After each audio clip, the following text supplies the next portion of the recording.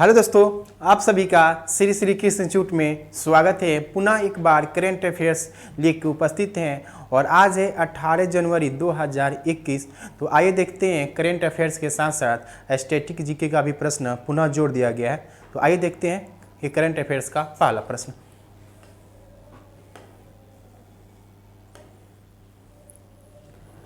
पहला प्रश्न है, किस राज्य सरकार द्वारा भारत की पहली हवाई टैक्सी सेवा यानी एयर टैक्सी सर्विस की शुरुआत किया गया है। तो ये जैसे कि देख रहे हैं, एयर टैक्सी सर्विस की शुरुआत किया गया है। ये हरियाणा की राजधानी चंडीगढ़ से हिसार के बीच, यानी चंडीगढ़ से हिसार के बीच आपको एयर टैक्सी सर्विस की शुरुआत किया गया है। और हरियाणा के सीएम जो हैं मनोहर लाल खट्टर के द्वारा इसका उद्घाटन किया गया, यानी मनोहर लाल खट्टर के द्वारा उद्घाटन किया गया।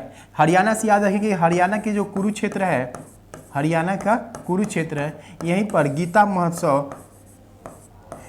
महोत्सव का आयोजन किया गया था। गीता महोत्सव का आयोजन कहाँ किया गया था? हरियाणा के कुरुक्षेत्र में। और गीता महोत्सव का उद्घाटन जो किए थे वो हिमाचल प्रदेश के सीएम जयराम ठाकुर के द्वारा किया गया। यानी गीता महोत्सव कहाँ मनाया गया? हाल ही में कुरुक्षेत्र में बनाया गया था और इसका उद्घाटन हिमाचल प्रदेश के सीएम जो जयराम ठाकुर के द्वारा किया गया था। तो आइए देखते हैं अगला प्रश्न।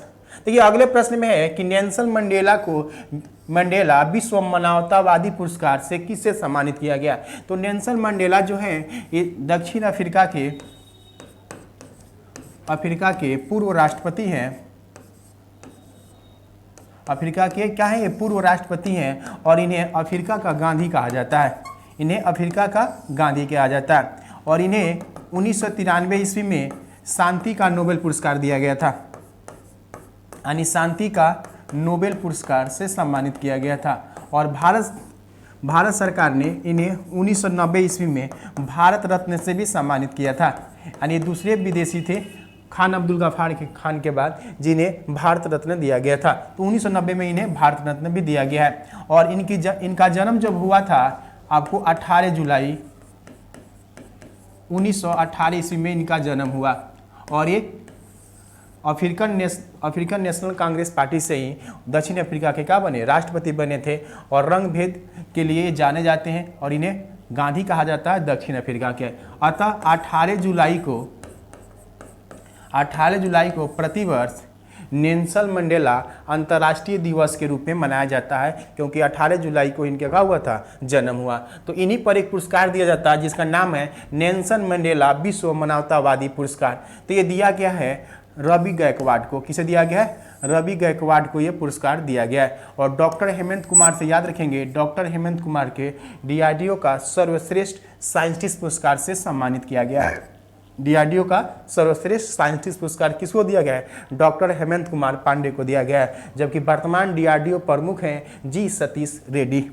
नरेंद्र मोदी को आपको कोविड-19 के दौरान अच्छे कार्य करने के लिए IG नोबेल पुरस्कार से इनको सम्मानित किया गया था। यानी IG नोबेल पुरस्कार किनको मिला था? नरेंद्र मोदी को मिला था। वर्ल्ड फूड प्रोग्राम जो है इसे 2020 का शांति का नोबेल पुरस्कार दिया गया था। यानी शांति का नोबेल पुरस्कार किसे दिया गया था?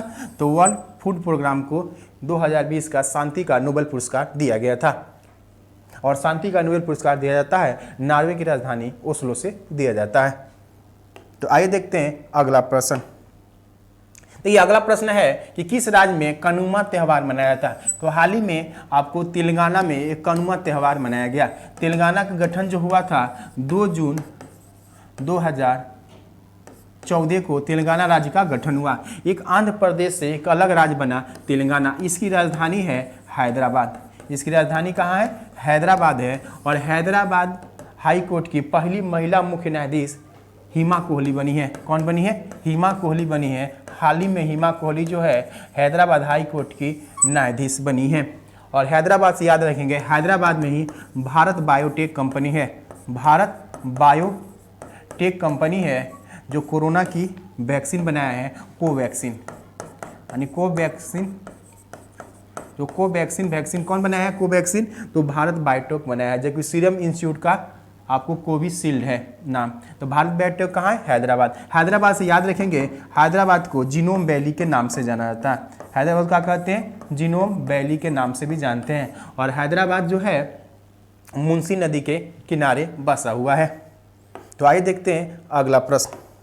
देखिए अगला प्रश्न है कि संयुक्त राज्य अमेरिका ने किस देश को आतंकवाद के राज्य प्रयोजक यानी स्टेट स्पॉन्सर ऑफ टेररिज्म के तौर पर पुनः नामित किया है? तो ये आपको कहने का मतलब हुआ कि यह देश जो है वो आतंकवादियों का करता है, बढ़ावा देता है, यानी उसकी सहायता करता है। और इसी के लिए वहाँ पे अमेरिका के संसद के द्वारा एक प्रयोजक प्रस्ताव पारित किया गया जिसमें क्यूबा को पुनः शामिल कर लिया गया। पहले से उत्तर कोरिया, सीरिया और ईरान को इसमें शामिल किया गया, यानी इसे आतंकवाद प्रयोजक देश के तौर पर जाना जाता है। किसको? उत्तर कोरिया, सीरिया और ईरान। किसके द्वारा? तो अमेरिका के द्वारा क्यूबा को पुनः इसमें शामिल कर लिया। क्यूबा से याद रखेंगे चीनी का कटोरा किसे कहा जाता है? तो क्यूबा को ही चीनी का कटोरा कहा जाता है। और संयुक्त राज्य अमेरिका की राजधानी जो है वो वाशिंगटन डीसी है। क्या है? Washington DC. और अमेरिका की अंतरिक्ष एजेंसी का नाम है नासा। क्या है? नासा। उसका भी हेडक्वार्टर वाशिंगटन है। और विश्व का सबसे शक्तिशाली आपको रॉकेट लॉन्च करेगा जिसका नाम है SLS, स्पेशल लॉन्च जो सैटेलाइट है वो लॉन्च करेगा आपको 17 जनवरी को। कब किया? तो 17 जनवरी को लॉन्च किया। तो इसको भी याद रखेंगे। तो आइए देखते हैं अगला प्रश्न। भारत की गणतंत्र दिवस परेड 2021 में किस देश के सैन्य टुकड़ी भाग लेगा? तो इस बार पहली बार पुनः फिर भाग लेगा बांग्लादेश। बांग्लादेश की राजधानी जो है ढाका, और ये शामिल होगा। यहाँ के प्रधानमंत्री हैं शेख हसीना। प्रधानमंत्री कौन है? शेख हसीना। और यहाँ के अब्दुल मानिक जो है यहाँ के राष्ट्रपति हैं। तो ये बांग्लादेश इसमें शामिल होगा। ये भारतीय गणतंत्र दिवस जो 26 जनवरी 2021 में जो मनाया जाएगा, इसमें कोई विदेशी मुख्य अतिथि नहीं होंगे।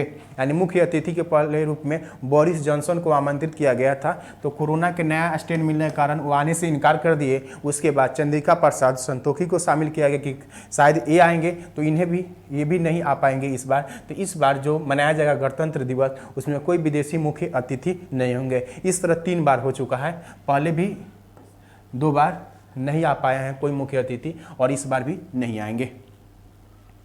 अब फ्रांस याद रखेंगे, फ्रांस की राजधानी है पेरिस जो सी नदी के किनारे बसा हुआ है। एमनुएल मैक्रोन जो है यहाँ के क्या है? राष्ट्रपति हैं। और रूस के राष्ट्रपति आपको व्लादिमीर पुतिन है। तो आइए देखते हैं अगला प्रश्न। जनवरी 2021 में भारतीय सेना ने स्विच ड्रोन खरीदने के लिए किस कंपनी के साथ समझौता किया है? तो ये आइडिया प्रो कंपनी जो है जिसका मुख्यालय मुंबई है। कहाँ है? मुंबई है। और इसी से ये समझौता किया है आपको ये स्विच ड्रोन खरीदने के लिए। और इसके CEO हैं अंकित मेहता। इसके CEO कौन है? अंकित मेहता है। इसी से खरीदने की घोषणा किया गया है और सेना ये ड्रोन खरीदा। ये ड्रोन जो है आपको हॉरिजॉन्टल और वर्टिकल काम कर सकता है। इससे पहले याद रखें DRDO ने भी आपको जो ड्रोन बनाया था जिसका नाम था रुस्तम। क्या नाम था? रुस्तम। और भारत नाम का ड्रोन कौन बनाया है? तो DRDO बनाया है। और DRDO की स्थापना हुई थी 1998 ईस्वी में, और इसका हेडक्वार्टर जो है नई दिल्ली में है। और इसके प्रमुख हैं जी सतीश रेड्डी। इसरो से याद रखेंगे इंडियन स्पेस रिसर्च ऑर्गेनाइजेशन जो है इसकी स्थापना हुई थी 1969 ईस्वी में, और इसका हेडक्वार्टर बंगलोर में है। कहाँ है? बंगलोर में है। और के सिवन जो हैं इसके अध्यक्ष हैं। यानी इसरो प्रमुख के हैं के सिवन हैं। इसरो सतीश धवन अंतरिक्ष केंद्र श्री हरिकोटा से अपने सैटेलाइट को क्या करता है? लॉन्च करता है। तो आइए देखते हैं अगला प्रश्न। हाल ही में किस देश ने मासिक धर्म उत्पादन पर लगने वाले टोम्पेन टैक्स जो है उसको समाप्त कर दिया? तो मासिक धर्म के संबंध में जितने सैनिटरी पैड होता है उसको फ्री कर दिया गया है, टैक्स नहीं लिया जाएगा। कहाँ पे? तो ब्रिटेन ने घोषणा किया। ऑलरेडी भारत, ऑस्ट्रेलिया और कनाडा में ऐसी व्यवस्थाएं नहीं है, यहाँ पर टैक्स नहीं लिया जाता है। यानी सैनिटरी पैड हो यानी मासिक धर्म के दौरान से संबंधित जो भी वस्तुएं उत्पाद आती है उस पर फ्री कर दिया गया है। तो याद रखेंगे ब्रिटेन की राजधानी जो है लंदन है, जो टेम्स नदी के किनारे बसा हुआ है। और बोरिस जॉनसन जो है यहाँ के प्रधानमंत्री हैं। तो बोरिस जॉनसन इस बार भारत के मुख्य अतिथि थे गणतंत्र दिवस पर, लेकिन ये नहीं आएंगे। इस बार नहीं आएंगे क्योंकि यहाँ कोरोना का नया स्ट्रेन मिल गया जिसके कारण ये नहीं आएंगे। याद रखेंगे बोरिस जॉनसन जो है ये पहले प्रधानमंत्री थे जो कोरोना से संक्रमित हुए थे। अन्य विश्व में पहला प्रधानमंत्री बोरिस जॉनसन ही है जो कोरोना से क्या हुए थे, संक्रमित हुए थे। जबकि ऑस्ट्रेलिया की राजधानी जो है कैनबरा है और स्कॉट मॉरिसन जो है यहाँ क्या है आपको प्रधानमंत्री हैं। अगला प्रश्न, हाल ही में किस अंतरिक्ष एजेंसी ने 2021 में अपने नए प्रमुख रॉकेट S3 को लॉन्च करेगा? तो ये जाक्सा करेगा जो ये जापान के अंतरिक्ष एजेंसी है जिसके द्वारा ये लॉन्च किया जाएगा। और नासा जो है ये अमेरिका के है। नासा कहाँ के है? अमेरिका के है और दुनिया का सबसे शक्तिशाली रॉकेट लॉन्च करेगा किया 17 जनवरी को, जिसका नाम था SLS था। इसका नाम कितना है? S3। और भारत भी लॉन्च करेगा गगनयान। क्या लॉन्च करेगा? गगनयान। और इसका हेडक्वार्टर कहाँ है? बंगलुरु है और के सिवन इसके क्या है? प्रमुख है। अगला प्रश्न, हाल ही में RBI ने बसंत दादा नगरी सहकारी बैंक को लाइसेंस रद्द किया। तो सहकारी बैंक जो होता है मुख्य रूप से राज्य सरकार के द्वारा ही इसको वित्त प्रदत्त किया जाता है और इस बैंक पर आपको RBI क्या लगा दिया? इसका लाइसेंस रद्द कर दिया। तो ये बैंक जो है महाराष्ट्र में, कहाँ है? महाराष्ट्र में। और महाराष्ट्र के CM है उद्धव ठाकरे और भगत सिंह कोश्यारी जो है यहाँ के क्या है आपको गवर्नर है। और RBI से याद रखेंगे RBI की स्थापना जो हुई थी वो 1934 एक्ट के तहत किया गया था। हिल्टन यंग समिति के सिफारिश पर किया गया था। स्थापना के समय इसकी हेडक्वार्टर कहाँ थी? कलकत्ता में थी और उसके बाद इसे बना दिया गया मुंबई। तो इसकी स्थापना हुई थी 1 अप्रैल 1935 ईस्वी में RBI की स्थापना हुआ था। और पहले गवर्नर थे ओ स्वर्ण स्मिथ। पहले गवर्नर कौन थे? ओ स्वर्ण स्मिथ थे। और प्रथम भारतीय गवर्नर पूछा जाए तो CD देशमुख थे। कौन थे? CD देशमुख थे। और CD देशमुख के बाद वर्तमान गवर्नर हैं शक्तिकांत दास। RBI का वित्तीय वर्ष जो होता है वो 1 जुलाई से शुरू होता है। 1 जुलाई से आपको 30 जून होता है। जबकि जनरल वित्तीय वर्ष जो होता है 1 अप्रैल से 31 मार्च का होता है। तो आइए देखते हैं अगला प्रश्न। जनवरी 2021 में फ्रांस सरकार द्वारा इनमें से किसे नेशनल ऑर्डर ऑफ मेरिट पुरस्कार, तो खासकर यह पुरस्कार दिया जाता है साइंस के क्षेत्र में दिया जाता है, चिकित्सा के क्षेत्र में, उसके अलावा रसायन और भौतिकी के क्षेत्र में पुरस्कार दिया जाता है। और ये फ्रांस में खासकर महिलाओं को ये पुरस्कार दिया जाता है। तो इस बार ये पुरस्कार दिया गया है रोहिणी गोडबोले को। किसको दिया गया है? रोहिणी गोडबोले को ये पुरस्कार दिया गया फ्रांस सरकार के द्वारा। और फ्रांस याद रखेंगे फ्रांस की राजधानी पेरिस और एमैनुअल मैक्रोन जो है वहाँ के राष्ट्रपति अभी हैं। और विनोद कुमार यादव को इंजीनियरिंग अवार्ड से सम्मानित किया गया था 2020 में। और हेमंत कुमार को DRDO का साइंसेस पुरस्कार से सम्मानित किया गया। और सुनीत शर्मा जो हैं वो रेलवे के दूसरे CEO और चेयरमैन बने हैं अभी हाल ही में BK यादव के स्थान पर। तो आइए देखते हैं स्टैटिक जीके। तो ये है पहला प्रश्न कि जलियांवाला बाग नरसंहार के समय भारत का वायसराय कौन था? तो जलियांवाला नरसंहार जो हुआ था आपको अमृतसर में, कहाँ हुआ था? अमृतसर में हुआ था। ये जलियांवाला बाग हत्याकांड हुआ क्यों, पहले उसको थोड़ा सा समझ लेते हैं। क्योंकि 1919 में आया था आपको रॉलेट एक्ट। क्या आया था? Rowlatt act. और रॉलेट एक्ट का ही विरोध कर रहा था आपको डॉक्टर सत्यपाल और सैफुद्दीन किचलू। कौन कर रहे थे अमृतसर में इसका विरोध? डॉक्टर सत्यपाल और सैफुद्दीन किचलू कर रहे थे। और उन्हें क्या कर लिया गया? पुलिस के द्वारा गिरफ्तार कर लिया गया था। और गिरफ्तार करने के बाद बैसाखी के दिन ही ये सम्मेलन चल रहा था। कहाँ पे? जलियांवाला बाग में, जहाँ पे आपको जनरल जो डायर था, जनरल डायर गोली चलाने का आदेश दे दिया था। क्योंकि ये जलियांवाला बाग में एक ही रास्ता था जहाँ पे गोली चलाने के आदेश दे दिया, जहाँ पे हजारों लोगों की क्या हो गई? जान चली गई। और इसी को हम लोग जलियांवाला बाग हत्याकांड के नाम से जानते हैं। ये घटना घटा था आपको 13 अप्रैल 1919 ईस्वी को। याद रखें जलियांवाला बाग हत्याकांड कब हुआ था? तो 13 अप्रैल 1919 ईस्वी को। उस समय भारत के वायसराय थे लॉर्ड चेम्सफोर्ड। कौन था? लॉर्ड चेम्सफोर्ड था। जबकि वहाँ के पुलिस अधिकारी था जनरल डायर। कौन था? General Dyer. और लॉर्ड चेम्सफोर्ड क्या थे? उसमें भारत के वायसराय थे। और रॉलेट एक्ट को ही कहा जाता है न अपील, न दलील, न वकील वाला कानून। गांधी जी इसे काला कानून की संज्ञा दिए थे। अब याद रखेंगे लॉर्ड कैनिंग। तो लॉर्ड कैनिंग जो थे वो भारत के प्रथम वायसराय। पूछेगा भारत के प्रथम वायसराय कौन था? तो लॉर्ड कैनिंग थे। भारत के प्रथम वायसराय लॉर्ड कैनिंग थे। इन्हीं के समय 1856 ईस्वी में विधवा पुनर्विवाह अधिनियम पारित किया गया था और 1857 की जो क्रांति हुई थी वो लॉर्ड कैनिंग के समय हुआ था। पहली बार विधान परिषद का जो गठन हुआ लॉर्ड कैनिंग के ही समय हुआ था। लॉर्ड रिपन से याद रखेंगे, भारत में स्थानीय स्वशासन की शुरुआत किसने करवाया? लॉर्ड रिपन ने ही कराया था। भारत में नियमित जो जनगणना शुरू हुआ 1821 ईस्वी से, तो ये किनके समय हुआ था? लॉर्ड रिपन के ही समय हुआ था। और लॉर्ड कर्जन से याद रखेंगे, इन्हीं के समय बंगाल विभाजन हुआ। यानी बंगाल विभाजन जो 16 अक्टूबर 1905 ईस्वी में हुआ वो किसने किया? लॉर्ड कर्जन ने ही किया था। तो आइए देखते हैं अगला प्रश्न। किसने कहा था कि मध्यरात्रि के टकोर पर जब संसार सोता है तो भारत अपने जीवन और स्वतंत्रता के लिए जाग उठेगा? यह कथन किसका है? तो यह कथन है जवाहरलाल नेहरू का। किनका कथन है? जवाहरलाल नेहरू का एक कथन है। जवाहरलाल नेहरू से याद करेंगे, जवाहरलाल नेहरू ने 1929 ईस्वी में कांग्रेस का अधिवेशन किया था। कहाँ पे? लाहौर में। और यहीं से उन्होंने घोषणा किया था कि आने वाला प्रतिवर्ष 26 जनवरी 1930 से हम लोग क्या मनाएंगे? स्वाधीनता दिवस की घोषणा किए थे। कहाँ से? तो 1929 लाहौर अधिवेशन से ही किए थे। और देश के प्रथम क्या थे?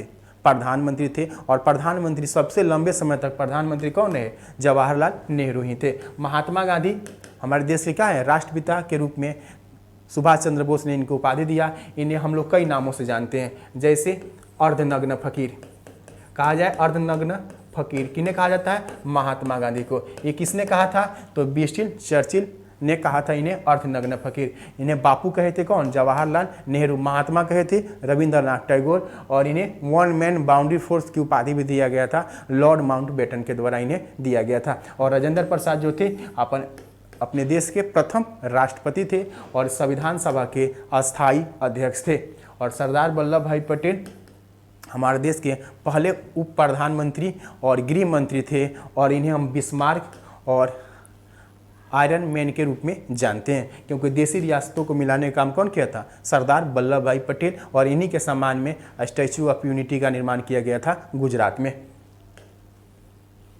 अगला प्रश्न है, कोशिका सिद्धांत देने वाले वैज्ञानिक का नाम बताइए। सेल मतलब कोशिका थ्योरी। सेल थ्योरी किसने दिया था? तो ये दिया था आपको स्लाइडन एवं स्वान ने दिया था, क्योंकि जीवन की शुरुआत किससे होती है? कोशिका से ही जीवन की शुरुआत होती है। और ये स्लाइड एवं स्वान ने दिया था। जबकि रॉबर्ट हुक जो थे वो कोशिका की खोज किए थे।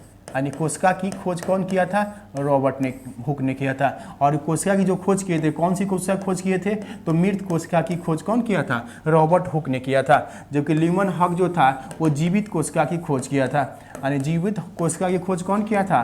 तो ल्यूमन हक ने किया था। और इसी ने जीवाणु की खोज किया था। तो पूछेगा जीवाणु की खोज किसने किया था? तो इन्होंने किया था। और अस्तु को हम लोग फादर ऑफ बायोलॉजी कहते हैं, यानी फादर ऑफ बायोलॉजी या फादर ऑफ जूलॉजी किसे कहा जाता है? और अस्तु को कहा जाता है। तो आइए देखते हैं अगला प्रश्न। अगला प्रश्न है कि शुष्क बर्फ क्या है? तो शुष्क बर्फ जो है कहा जाता है ठोस कार्बन डाइऑक्साइड को शुष्क बर्फ कहा जाता है। और वायुमंडल में तापमान के लिए जिम्मेवार गैस कौन है? कार्बन डाइऑक्साइड है। और ये 0.03% के आसपास हमारे वायुमंडल में पाया जाता है। कार्बन मोनोऑक्साइड जो होता है एक दूषित गैस है। और यह निकलता है डीजल और पेट्रोल से के जलने से। कौन निकलता है? कार्बन मोनोऑक्साइड गैस निकलता है। और नाइट्रोजन से याद रखेंगे, वायुमंडल में सर्वाधिक मात्रा में कौन सी गैस पाया जाता है? नाइट्रोजन पाया जाता है। मात्र एक अक्रिय गैस जो है पाया जाता है किसमें? वायुमंडल में। तो आइए देखते हैं अगला प्रश्न। जीन अवस्थित रहता है। तो जीन जो होता है वो अनुवांशिक गुणों के लिए उत्तरदायी होता है। यानी एक पीढ़ी से दूसरे पीढ़ी तक अनुवांशिक गुणों को कौन लेके जाता है? तो जीन लेके जाता है। और जीन किस पर सजा रहता है? तो गुणसूत्र पर सजा रहता है। किस पर सजा रहता है? गुणसूत्र। इसी को क्रोमोसोम कहते हैं। इसे क्या कहते हैं? क्रोमोसोम कहते हैं। और क्रोमोसोम पर ही क्या सजाता है? जीन, जो एक पीढ़ी से दूसरे पीढ़ी में जाके उभरता है। और गुणसूत्रों की संख्या कितनी होती है? 46, यानी 23 जोड़ा होता है। कितना होता है? 23 जोड़ा होता है। और माइटोकॉन्ड्रिया से याद रखेंगे, माइटोकॉन्ड्रिया में ही आपको ऊर्जा का सर्वाधिक मात्रा में क्या होता है? सेल के निर्माण होता है। ऊर्जा का सबसे ज्यादा कहाँ निर्माण होता है? माइटोकॉन्ड्रिया में। इसे पावर हाउस ऑफ सेल के नाम से जानते हैं। यानी कोशिका का ऊर्जा गृह किसे कहा जाता है? तो माइटोकॉन्ड्रिया कहा जाता है। और राइबोसोम को कहा जाता है प्रोटीन का फैक्ट्री। यानी प्रोटीन का सबसे ज्यादा निर्माण कहाँ होता है? राइबोसोम में होता है। इसे प्रोटीन का फैक्ट्री कहा जाता है और इसे ऊर्जा गृह कहा जाता है। और गुणसूत्र कहाँ रहता है? डीएनए में, डाइऑक्सी न्यूक्लिक एसिड में ही पाया जाता है गुणसूत्र। मानव रक्त का पीएच मान कितना होता है? तो मानव रक्त का पीएच मान जो होता है वो 7.4 होता है। क्या होता है? 7.4 होता है, 4 होता है। मानव रक्त से याद रखेंगे, मानव रक्त जो होता है ये मानव के शरीर में 5 से 6 लीटर होता है। कितना होता है? 5 से 6 लीटर मानव रक्त हमारे मानव में होता है। उसके अलावा कुल वजन का 7% होता है। कुल वजन कितना होता है? 7%। रक्त क्या है? तो एक तरल संयोजक ऊतक है। क्या है? एक तरल संयोजक ऊतक है। क्या है? तरल संयोजक ऊतक होता है। और रक्त जो होता है वो 2 पार्ट में होता है। रक्त को हम लोग 2 भागों में बांट के पढ़ते हैं। एक होता है आपको ठोस कण और एक होता है प्लाज्मा। क्या होता है? प्लाज्मा। देखिए इस ठोस कण की संख्या जो होती है लगभग 40% होती है, जिसमें आपको आरबीसी होता है, आरबीसी, डब्ल्यूबीसी और एक होता है प्लेटलेट्स। और प्लाज्मा जो होता है 60%। इसमें 90% क्या होता है? जली होता है। डेंगू रोग में प्लाज्मा की क्या होती है? कमी होती है। अब आरबीसी के जैसे निर्माण होता है लाल अस्थि माजा में, डब्ल्यूबीसी का निर्माण भी क्या होता है? लाल अस्थि माजा में होता है। और प्लेटलेट्स का निर्माण कहाँ होता है? लाल अस्थि माजा में। और इसका जीवन काल 1 से 120 दिन होता है। और इसे जब रक्त समाप्त हो जाता है, मतलब खराब हो जाता है, तो जाके जमा कहाँ होता है? प्लाज्मा में जमा होता है, जिसे पलिया कहते हैं, स्प्लीन कहते हैं। तो आरबीसी का उसे शमशान घाट कहते हैं, या आपातकालीन ब्लड बैंक किसे कहते हैं? आरबीसी को कहते हैं। और डब्ल्यूबीसी का जो होता है लिम्फोसाइट, डब्ल्यूबीसी का भाग क्या है? लिम्फोसाइट है, जो जिसे प्रतिरक्षा तंत्र कहते हैं। और एड्स रोग में प्रतिरक्षा तंत्र क्या करता है? काम करना छोड़ देता है, यानी लिम्फोसाइट काम करना क्या होता है? छोड़ देता है। तो आइए देखते हैं अगला प्रश्न। कौन सी ग्रंथि इंसुलिन का उत्पादन के लिए उत्तरदायी है? तो इंसुलिन एक प्रकार के हार्मोन है और ये कहाँ से होता है? आग्नाशय से। कहाँ से होता है? आग्नाशय, यानी इसे पैनक्रियाज कहते हैं। क्या कहते हैं? पैनक्रियाज कहते हैं। यहीं पर लैंगरहैंस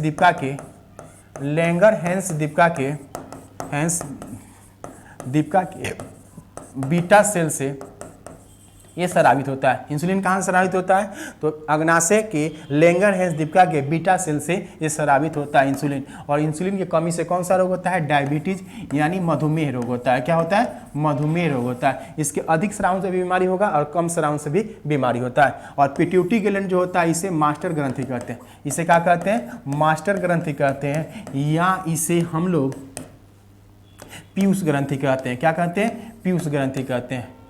इसे कहते हैं पीयूष ग्रंथि। मास्टर ग्रंथि या पीयूष ग्रंथि इसे कहते क्यों है? क्योंकि पिट्यूटरी ग्लैंड जो होता है ये हाइपोथैलेमस में पाया जाता है। हाइपोथैलेमस जो मस्तिष्क का एक भाग है, हाइपोथैलेमस जो भूख प्यास या रक्त दाब के लिए जिम्मेवार रहता है अंग, वो है हाइपोथैलेमस। और हाइपोथैलेमस में पाया जाता है पिट्यूटरी ग्लैंड, जो एक मटर के दाने के समान होता है। और जितने भी हार्मोन स्रावित होता है उसको नियंत्रण करने का काम कौन करता है? पिट्यूटरी ग्लैंड करता है। इसलिए इसे मास्टर ग्रंथि या पीयूष ग्रंथि के नाम से जानते हैं। यकृत जो है इसे लीवर जो होता है मानव शरीर की सबसे बड़ी क्या है? ग्रंथि है। और इसे हम लोग रसायन प्रयोगशाला के नाम से जानते हैं, क्योंकि विटामिन ए भी संचित कहाँ रहता है? यहीं पर।